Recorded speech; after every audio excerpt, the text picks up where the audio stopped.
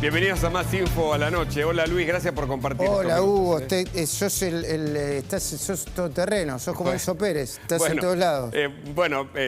Estuve ahí, ¿no? En la formación también, así que por sé supuesto, de qué se trata, ¿no? Por supuesto. Como soldado de estar. Perdón, estaba chequeando las declaraciones de Máximo Kirchner, que claro, es lo último, ¿no? ¿Te impresionaron hasta que hablara de color de piel? No, se metió con la ciudad de Buenos Aires. Yo creo que hay que empezar a discutir realmente, y lo digo a todos, ¿no? A nuestros colegas, a los medios de comunicación, es una máquina de decir barbaridades. Y además, de nuevo, plantado en una especie de supuesta sabiduría o superioridad moral y científica, política, que no tiene. Dijo, bueno, cosas como que todavía con estos anteojos yo no voté al acuerdo con el fondo, pero es su gobierno el que votó el acuerdo con el fondo. Y además, como bien dijo Milei, estaba aplaudiendo la asunción de Massa, que acaba de hacer un ajuste que de la perspectiva de Máximo Kirchner es un recontrajustazo. Y además, hablando de los millonarios, cuando él es millonario, heredó, dijo, cuando le preguntaron, ¿te acordás en esa entrevista, por sus propias propiedades, que las heredó, pero... es un estadio superior al de Cristina, que Cristina dice, che, no soy la única chorra, somos todos chorros. Él no se autopercibe como millonario, se autopercibe como un militante nacional y popular. Es una locura, una locura. Es mucho. Tal vez te escuché en el editorial porque vos hablás siempre y venís señalando esto, ¿no? De hasta dónde van a llegar. ¿Qué pensás? ¿Hasta dónde? Bueno, a ver, hasta donde los deje la oposición por una parte y una parte de la sociedad. La oposición... A ver, yo no digo que tiene que ir a disputar la calle, es inteligente no ir a disputar la calle, sobre todo cuando hoy la calle dicen que van a preparar un acto, Cristina, el 17 de octubre. A ver, de nuevo, yo hoy planteaba en el editorial el mundo imaginario de Cristina. Hay un mundo imaginario de Cristina donde ella es una especie de Evita, Perón, hay un nuevo 17 de octubre, una arquitecta egipcia y una abogada exitosa. Todo eso es el mundo imaginario de Cristina. Ahora, en la esquina de la casa, más allá del escándalo que están haciendo, que algunos orinan en las esquinas, que otros molestan a la gente, que le impiden trabajar a muchísima otra gente. Uno anda con un cuchillo, ¿no? Bueno, independientemente de todo eso, que hay que ponerle un límite, no es que hay un... Yo no veo un operativo clamor, ni veo gente... traspasando el puente de Pueyrredón para salvar a Cristina de ir a la cárcel. No lo veo eso, no lo veo. Al contrario, tengo una expectativa de instituciones fuertes plantándose frente a un delirio que cada vez es mayor, ¿no? Y Delía, que planteó esto en un tuit, pude intercambiar con él alguna conversación, le pregunté, ¿esto de la marcha no es antidemocrático, Delía? Fíjate lo que propone, estamos discutiendo con y los compañeros del Frente, para la Victoria, Miles, corte de ruta por tiempo indeterminado en todo el país. ¿Qué es esto, Luis? ¿Cómo lo ves? No, bueno, para mí es otro... Y además Delía vuelve, ¿viste? Que Cristina, que no, que se enriquecía, que le contesta a Alberto, y ahora quiere hacer otra pueblada. Yo creo que es nocivo, muy nocivo. Pero fíjate, algunos textuales de Máximo Kirchner, después yo sé que vos lo vas a repasar, pero dice... habíamos quedado poquitos en 2015, estamos casi en penitencia, había un supuesto peronismo racional y después estamos los no racionales. Éramos 110 diputados y de un día para el otro, por la magia, éramos 60. Es como diciendo, miren que nosotros volvimos, y somos mayoría. Y sigue, hay muchos que te elogian en privado y en público ponen cara de distraído. Yo no lo elogio ni en privado ni en público, por las dudas, Yo soy al revés, en privado me peleo mucho y en público elogio cuando siento que tengo que hacerlo. Yo soy distinto, yo soy superior, yo pertenezco a otra categoría, ¿entendés? Bueno, duro contra Caputo, Esto de los fondos buitres fue lo que después manejó el Messi de la finanza, acá está hablando Luis Caputo, el primo del hermano del alma del expresidente Macri, ¿no? Y mete la populista después. Pobre Messi, ¿no? Porque la verdad que él juega bien. Dice Claro. Máximo que no se puede. Tuvo una serie de actos descoordinados que él intenta reunir para contar una historia, ¿no? La historia de Narnia aparece por momentos. No. Pero además habló del 2003 al 2015 en una de sus frases, Máximo, que es justamente el periodo en el cual se cometen todos los actos de corrupción de acuerdo al tribunal, cuando fue la primera audiencia allí en Comodoro Pi, en el que estuvo Cristina Fernández, y ahora, reiterado por Luciani en esta instancia de juicio oral, los años más oscuros en materia de corrupción en Argentina ocurrieron del 2003 al 2015. Y sin embargo, Máximo dice que fueron los mejores años de la Argentina. Bueno, y de la mentira, ¿no? Porque eso es otra cosa. Se empezó a manipular el índice de inflación, las estadísticas oficiales, en 2006. Y después terminaron... Yo hice todo un recorrido al mundo imaginario de Cristina. Sí, te escuché. Ella vio en 2015 la pobreza en un 5% y la indigencia en 1,3%. ¿De dónde sacó ese dato? Tanto que Aníbal tuvo que decir esa barbaridad para sostenerla, que en la Argentina había menos pobreza que en Alemania. Sí, consultando a la página La Bundes no sé cuánto. Sí, y además, interesante porque escuchaba el tema y me quedé pensando sobre lo estigmatizante que había dicho Kicillof era mencionar la pobreza. Estigmatizante es cuando vos mencionás a un sujeto, a una persona, no a un concepto. No hay manera de sostener esta barbaridad que incluyeron para ocultar la pobreza, porque fueron años donde se multiplicó la pobreza hasta llegar a 20 millones de pobres que tenemos hoy en la Argentina. Ni siquiera tenés que explicarlo. Ni siquiera tenés que explicarlo. Los que son ciegos, sectarios y religiosos lo verán de una manera, pero ni siquiera tenés que explicar. ¿Cómo vas a sacar de la estadística oficial la pobreza? Más bruto, no más bruto, más mentiroso no se puede ser. Y es la persona que hoy gobierna la provincia de Buenos Aires. Correcto. Y la última, ¿coincidís que hay en esta locura mesiánica, tal vez, si es posible el término, algo que puede afectar a la sociedad? Porque la sociedad, convivimos todos en un... Bueno, yo la verdad espero... No, esto es una mirada personal y hay gente que no la puede compartir. Este es el país donde Cristina y Alberto ganaron las elecciones. Alberto y a Cristina alguien los votó. Me hace acordar un poco a Menem, viste que nadie lo había votado. Resulta que había ganado las elecciones, volvió a ganar las elecciones y nadie lo había votado. Bueno, votaron una persona que está multiprocesada. Votaron una persona que venía a ser un moderado, se alineó con Cristina y hoy no se sabe ni dónde está parado. Así que... Repiten muchos analistas que este es el peor gobierno de la historia. ¿Qué sé yo? Ahora vos me decís, si esto va a afectar a la sociedad, yo espero que la afecte para bien, para que se den cuenta que este cóctel no va más. No va más, no va más. Bueno, veremos cómo sigue. De Buen eso nos vamos a programa. ocupar en este programa. Gracias, Luis, por compartir. Dale, nos vemos el domingo. Hasta el domingo.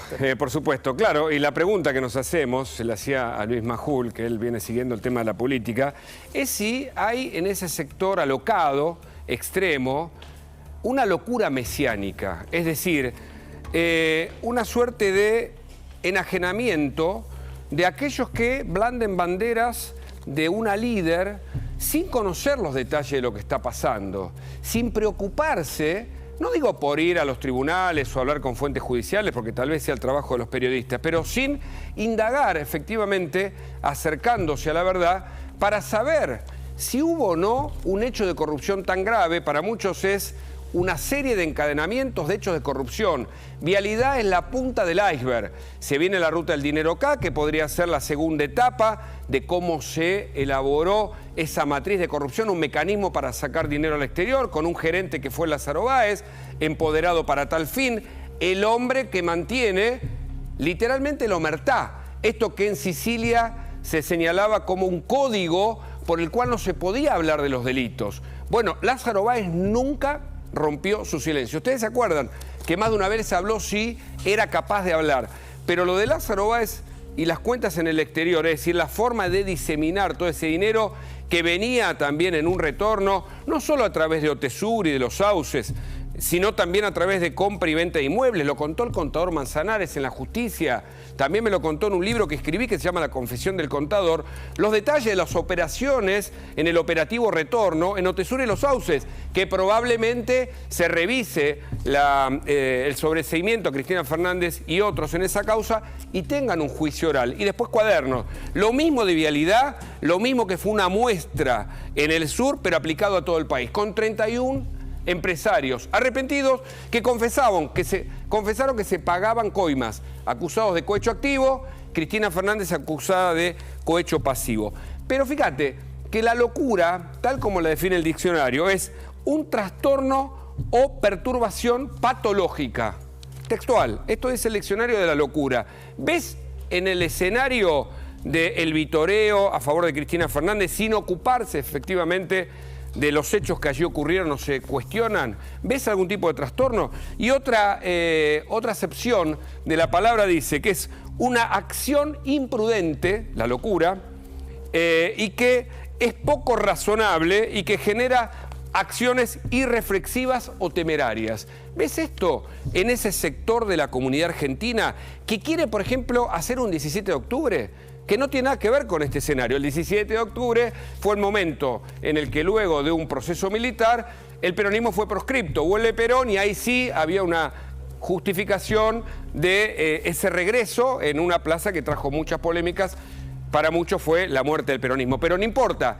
La idea de hacer un 17 de octubre o de sostener a una líder, aun cuando las pruebas son contundentes, no solo es estar en contra del Estado de Derecho, sino que es estar en una situación de locura, una locura mesiánica, algo así como pasa en la secta. Se sigue al líder y por más que el líder cometa errores, hace poco vimos lo que pasó en una secta y eso se repite. Recuerdo la secta de Guyana de Jim Jones, pero las características son similares porque se pierde la identidad propia y se le entrega a un líder que supuestamente está dotado de algunos poderes intelectuales, discursivos pudiera ser, de seducción, o que es alguien que es capaz de, seducir o llevar al pueblo hacia algún lugar. Pero el problema de esta locura es que afecta a la comunidad completa. Para muchos, esta locura es lo que finalmente puede afectarnos a la sociedad. Y hay dos salidas posibles frente a lo que va a venir.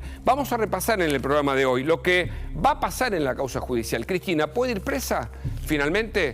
¿Cuándo se termina la causa? ¿Cuándo hay sentencia? Empieza la ronda, ahora sí, de alegatos, pero de las defensas de los 13 procesados por esa mega causa de corrupción. ¿Y qué puede pasar? Cristina, ¿puede ir a elecciones? Ya hay quienes están agitando las banderas de Cristina 2023. Le pusieron una gorrita y ella se la calzó con gusto. Siguen vitoreando en esa locura mesiánica algunos que ponen en riesgo al sistema, porque los jóvenes que desconocen la verdadera realidad son movidos por emociones, no por su razonamiento, para acompañar a una supuesta líder. Que acompañen a ese, a ese sector puede implicar también una afectación del sistema y ahí está lo peligroso, pero también puede acercarnos a la verdad. De eso se trata. Por eso vamos a analizar en el programa de hoy lo que puede pasar en esa y en otras causas y por supuesto nos metemos en la economía y en todo lo que hace a la política. Mira lo que pasó. El orden público ha sido trastocado por una asociación ilícita conformada por funcionarios de alta jerarquía. Nada más y nada menos, dirigida por la entonces Presidenta de la Nación como jefa, se va a solicitar respecto de todos los imputados la imposición de una inhabilitación especial perpetua. Esta parte solicita se condene a Cristina Elizabeth Fernández a la pena de 12 años de prisión, inhabilitación especial perpetua para ejercer cargos públicos, accesoria legal y el pago de las costas por considerarla autora penalmente responsable de los delitos de asociación ilícita agravada por su calidad de jefa. Un argentino puede decir que no se vivía mejor que ahora y que se había vivido mejor que nunca hasta ese momento. Por eso pide el fiscal 12 años. Son 12 años, los 12 años del mejor gobierno que tuvo la Argentina en las últimas décadas. Lo que le pasó a Nisman, miren, hasta acá lo que le pasó a Nisman es que se suicidó. Hasta acá no se probó otra cosa. Yo espero que no haga algo así el fiscal Luciani. Este fiscal Luciani, la verdad que tiene que estar tranquilo porque él sabe mejor que yo que nunca recibió ningún llamado del gobierno nacional, ninguna presión del gobierno nacional, nunca nadie lo fue a visitar en mi nombre, nunca nadie lo fue a visitar, ningún espía lo fue a visitar. Bueno, acá estamos. Estamos con Gabriel Slavinsky y Pablo Torres Barte aquí para hablar de política, por supuesto de justicia. Enseguida llega Luis Petri, porque ustedes saben que Juntos por el Cambio decidió iniciar acciones de un juicio político al presidente por la violación de algunos artículos.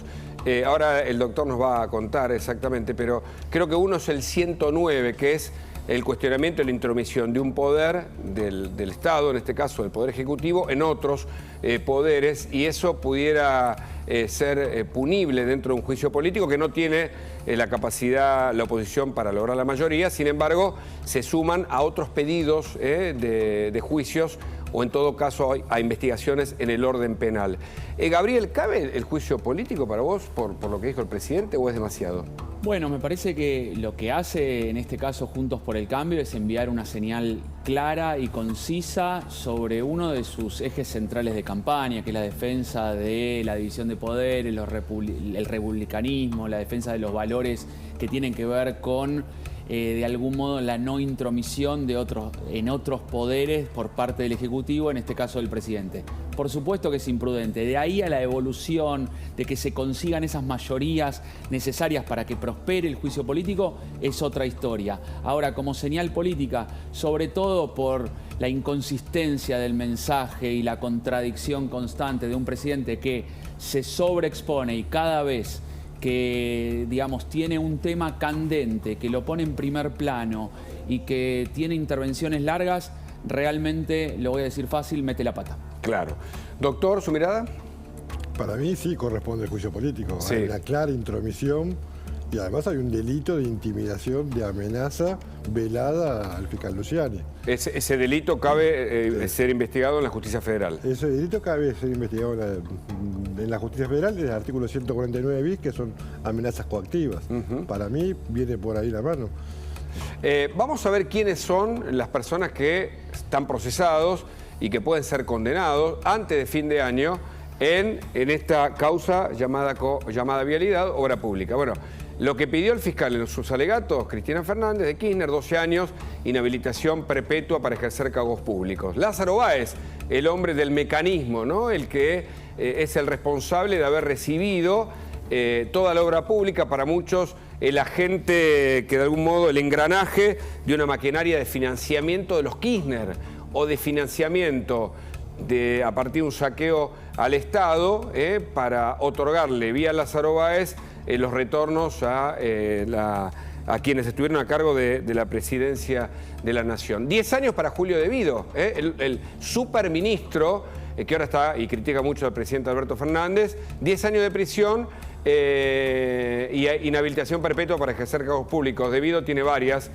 causas en curso, entre ellas cuadernos también, que va a ir a juicio oral. Decíamos, Lázaro Báez 12 años, De Vido 10 años, y 10 años para José López, un hombre clave, porque además José López es el hombre que tiene es el que ordenó toda la contratación, el que lo ordenó desde el punto de vista financiero, el que se conectaba, el que estaba en la aprobación y el adelanto de los pagos.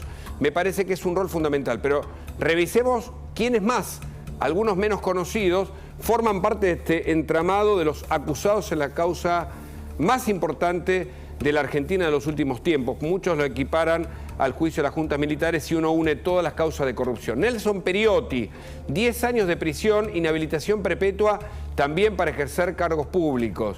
Mauricio Collareda, 6 años de prisión. Juan Carlos Villafañe, 6 años de prisión.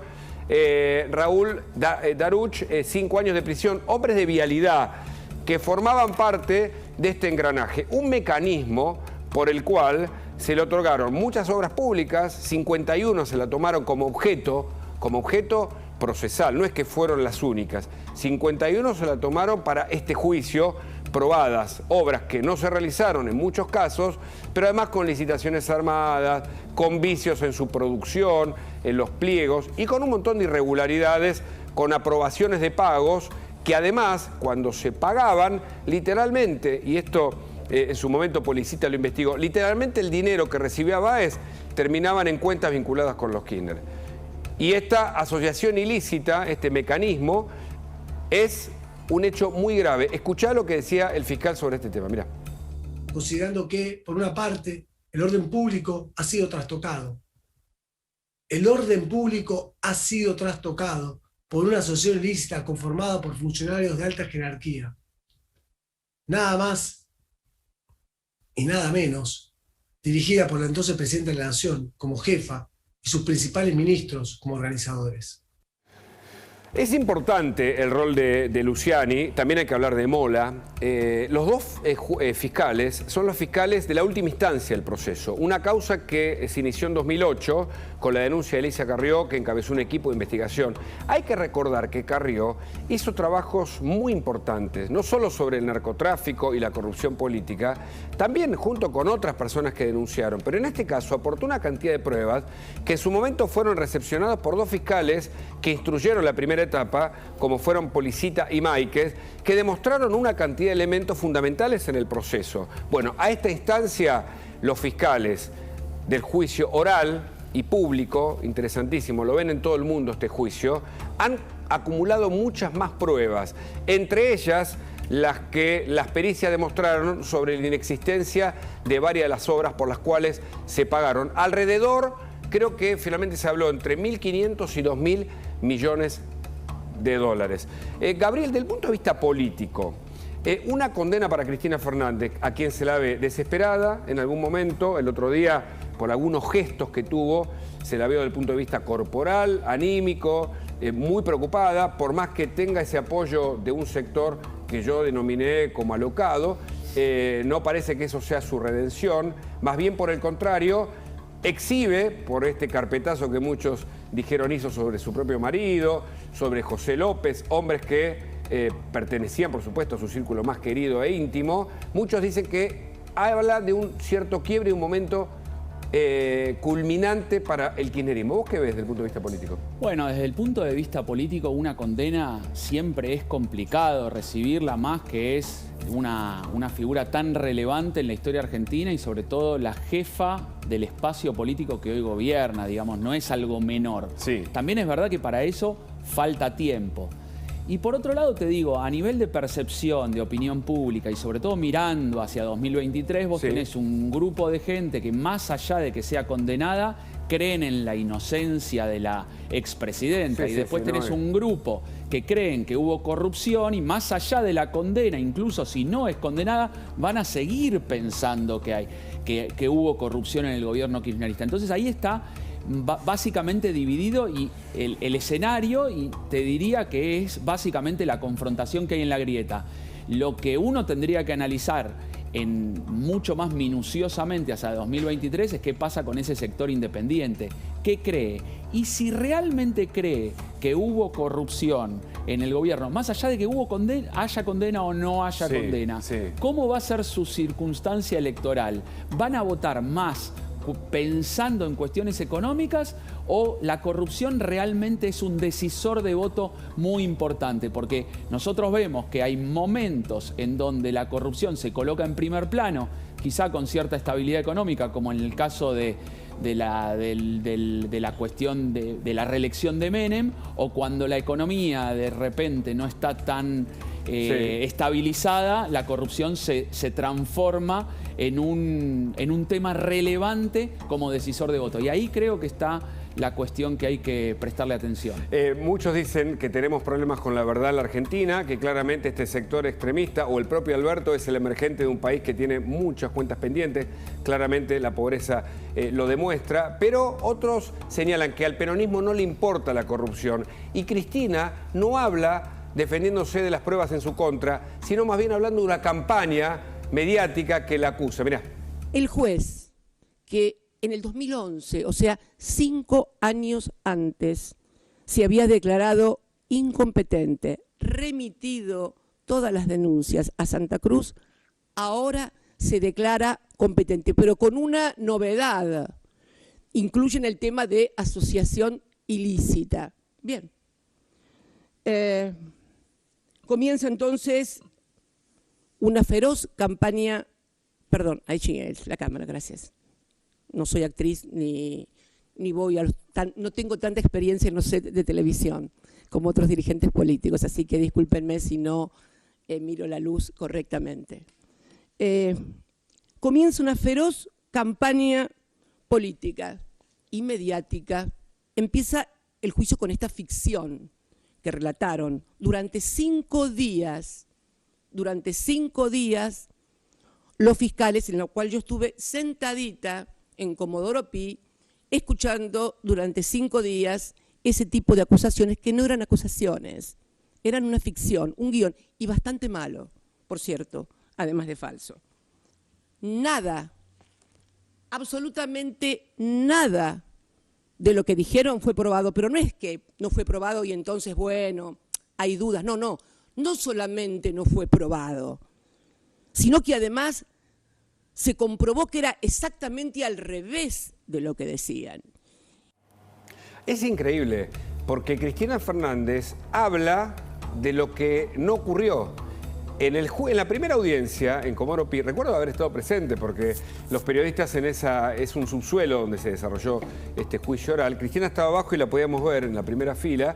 Los periodistas estábamos arriba y escuchamos. Yo recuerdo todo la exposición del Tribunal Oral Federal número 2 de los jueces que contaron la carga de la prueba que habían investigado en su momento Policita y Máiquez. Y allí estaban detallados. Es más, la frase de que durante el gobierno de Cristina Fernández se pagaron más fondos a las empresas de Baez que durante la época de Néstor Kirchner fue muy elocuente.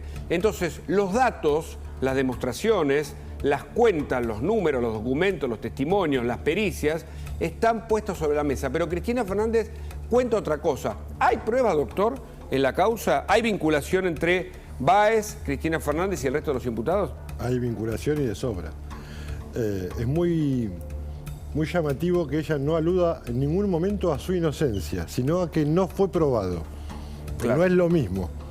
O sea, no es lo mismo decir soy inocente a que no me pudiste probar el delito.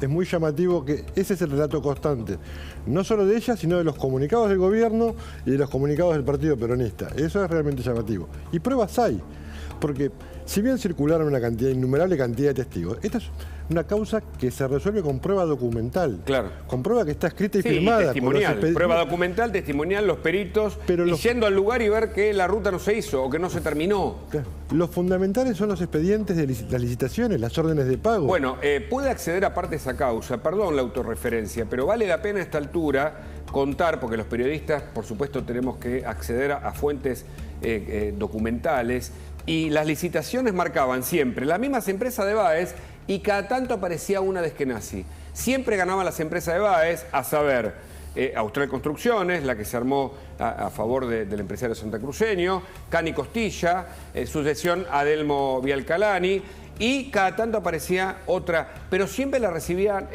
las empresas de Baez. Escuchá Fariña, que forma parte de este entramado, fue condenado, fue imputado colaborador, tuvo una mejora en su sentencia con la aplicación de la ley del arrepentido, pero explica el lavado, lo que va a venir después, lo que ya se juzgó en la ruta del dinero acá, etapa 1, se viene la 2, este es el delito precedente para que se reabra o en todo caso se lleve a juicio oral en la segunda etapa de la ruta del dinero acá, en donde la opinión y los dichos y el testimonio de Fariña es fundamental. Escuchá cómo lo explicaba.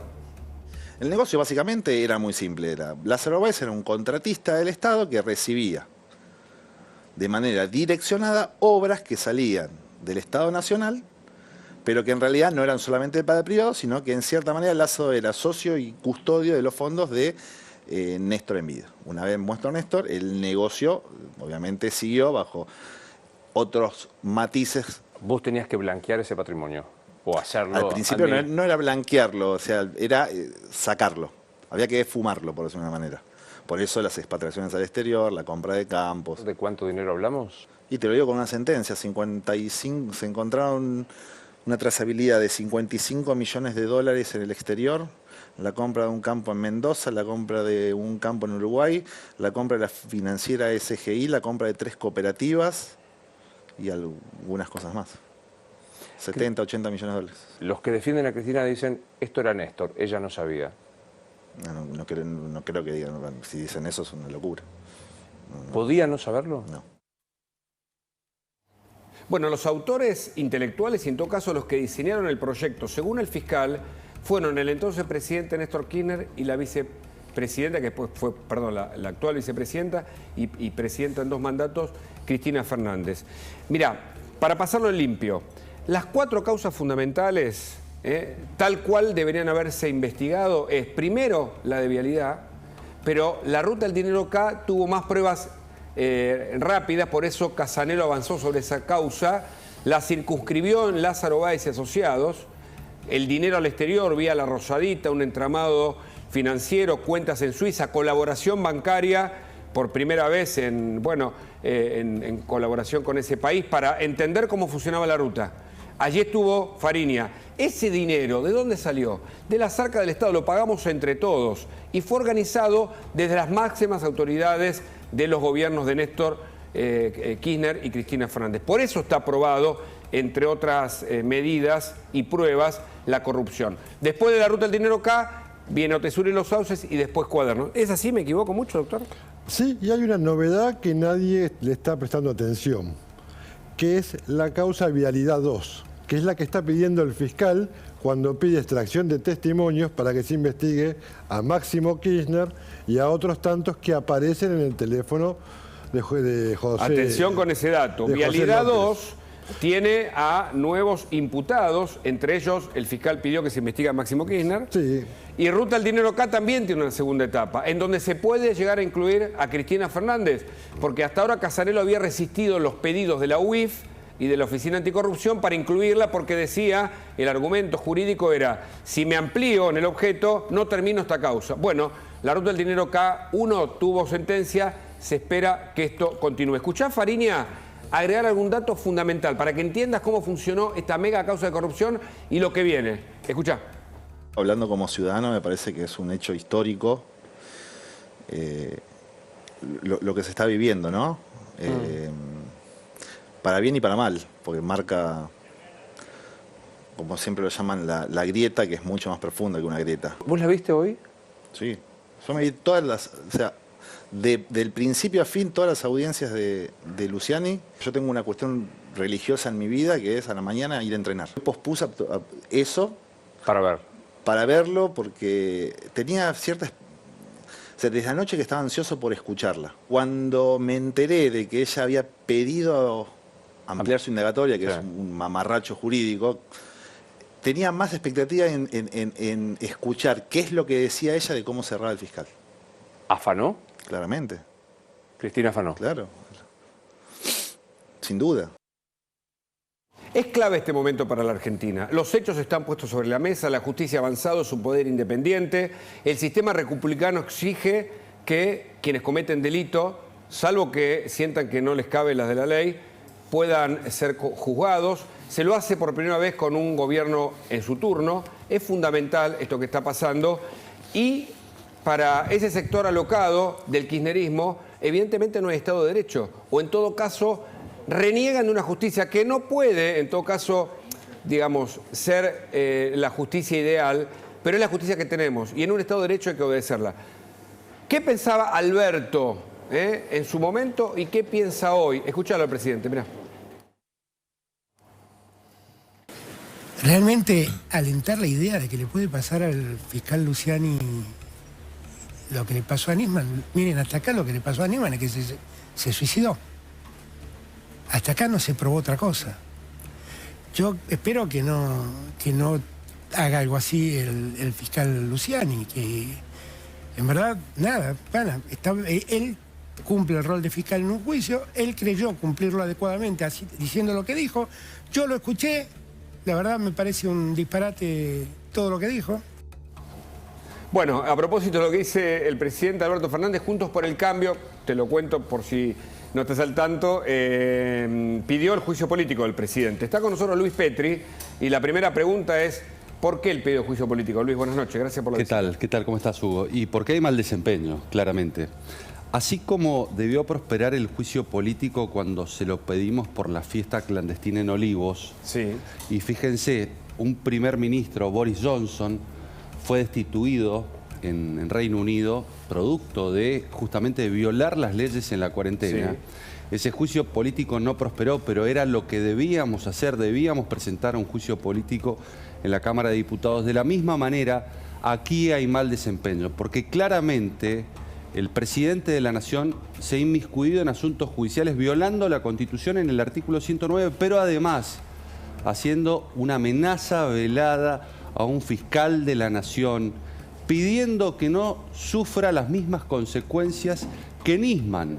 Digo, resucitando el nombre de Nisman tan caro a los sentimientos de los argentinos, cuando ese fiscal que fue asesinado, cuando iba a denunciar a la presidenta de la Nación en el Congreso, que todavía hoy no está resuelta esa causa, pero claramente la justicia investiga la hipótesis del asesinato, y hoy el presidente de la Nación amenaza a los fiscales, amenaza a Luciani y le pide que no corra la misma suerte que Nisman, y claramente tiene que ser juzgado, tiene que tener un juicio de responsabilidad política, y ese juicio de responsabilidad política se ejerce a través del juicio político en el Congreso de la Nación. ¿Es un error no forzado o lo mandan el presidente? Porque uno ve que las acciones de ese sector que agita, bueno, banderas de protesta, pero algunas mucho más violentas, pienso en los cortes que propone Delía, aunque él dice a lo Gandhi, o pienso en la pueblada que propone Bonafini, están todos organizados.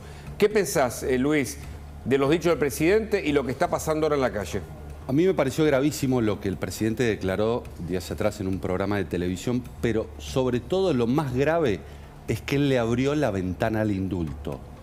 Porque él dijo que el indulto era una rémora de la monarquía, pero esta justicia se asemejaba a la monarquía, dejando abierta la posibilidad de indultar a Cristina Fernández de Kirchner en el caso de que sea condenada. Y yo creo que claramente se tiene que constituir el Congreso de la Nación, la Comisión de Juicio Político, y analizar el comportamiento y la conducta, porque sin lugar a dudas hay mal desempeño, hay inhabilidad moral de Alberto Fernández, y merece que el Congreso de la Nación se expida. A propósito del juicio político, mirá lo que pasó. Así que como Poder Legislativo de la Nación, representando a este interbloque de la oposición, venimos a solicitarle, por violación al artículo 109 de la Constitución, el juicio político al presidente. Entendemos nosotros y sabemos la responsabilidad institucional que significa un pedido de juicio político por parte de la oposición, pero también entendemos lo que hoy está pasando en la calle y lo que están pasando los argentinos, a ver que un presidente de la Nación intenta intimidar, amenazar y violentar el trabajo de un poder que debe ser independiente. Doctor, ¿qué puede pasar técnicamente? Usted es abogado, es especialista en estos temas. Cristina es condenada. Desde el gobierno dicen que hay una idea de proscripción, el peronismo. Ella dijo, no me persiguen a mí, persiguen al peronismo, ¿no? Una exacerbación casi al borde del paroxismo, dicen algunos. Pero se lo pregunto técnicamente. Cristina condenada eventualmente de fin de año, ¿puede ser candidato o no? Porque se calzó la gorrita de Cristina 2023. No, a ver, yo creo que sí. Nosotros tenemos ahora, entramos en la etapa de los alegatos de todas las defensas. Eso nos va a llevar más o menos hasta fin de año, principio del año que viene. Así que para fin de año, principio del año que viene, tendremos una sentencia de primera instancia que va a ser apelada ante la Cámara Federal de Casación y después queda una instancia más ante la Corte Suprema.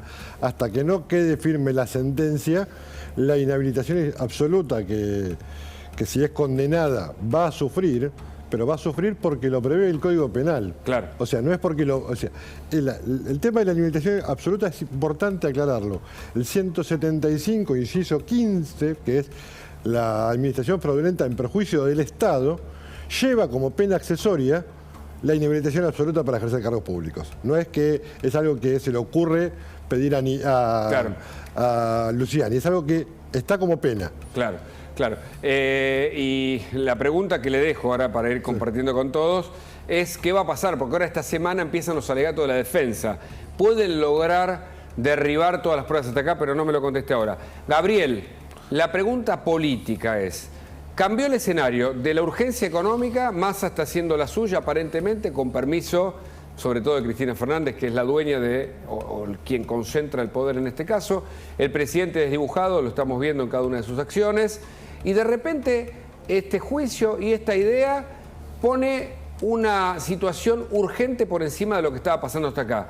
¿Qué significa políticamente? Primero que el escenario es cambiante, pero abrumadoramente, de un momento en donde en algún sentido se pedía, o muchas personas de la oposición dirigentes decían, es tiempo de asamblea legislativa, anticipar elecciones, o el rumor que se corría, clima de opinión, y de repente la jugada, la maniobra, Cristina con Massa corriendo al presidente, Massa mostrando cierto tono más moderado, con algún guiño hacia los mercados, alguna especie de ajuste. Entonces el escenario vino con un 7,4% de inflación, pero de repente Carrió hizo una declaración que rompió todo el escenario nuevamente de la oposición.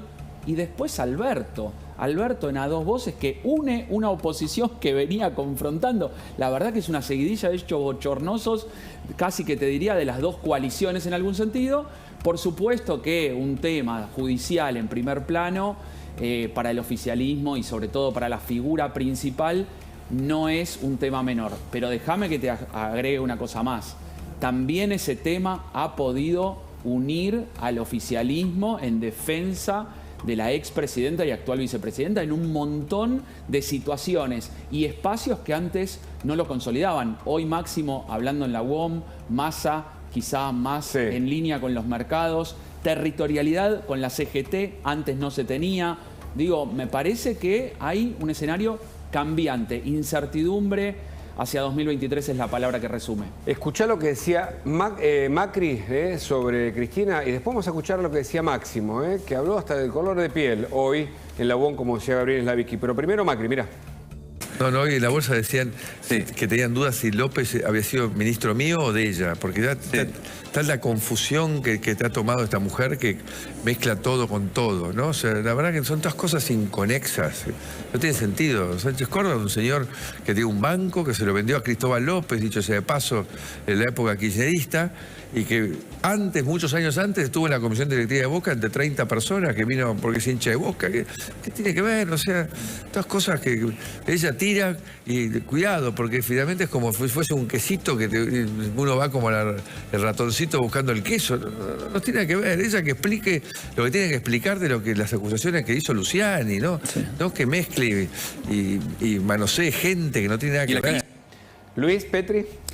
Bueno, está claro que Cristina Fernández, cuando habló en YouTube, no se defendió, atacó e intentó revolear corrupción y tratar de igualar a todos, diciendo que son todos lo mismo, pero lo cierto es que la imputada, la que tiene que rendir cuentas en la justicia, la que tiene que demostrar que no benefició a Lázaro Báez, que no lo eximió de los controles, que no agilizó los pagos, que en definitiva no le hizo ganar a Lázaro Báez pingües fortunas que hoy no puede justificar con un crecimiento patrimonial del 12.000%, es ella y no lo ha hecho en todo este proceso. Algunos claramente dicen que porque no lo puede hacer. La desesperación la lleva a incluso hablar de su marido. Claro, y que algún fiscal investigue a alguien que bueno, ya...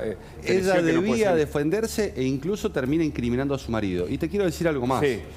Claramente el Congreso de la Nación no solamente tiene que avanzar en el proceso de juicio político, hay una denuncia penal que se presentó esta semana, pero vos recién preguntabas respecto de las posibilidades de que Cristina Fernández de Kirchner se presentara en la próxima elección. Sí, claro. Y sin duda se va a presentar porque el kirchnerismo se negó todo este tiempo a aprobar un proyecto que ha sido reclamado por la sociedad civil, que es absolutamente necesario para transparentar y mejorar la política, que es el de ficha limpia.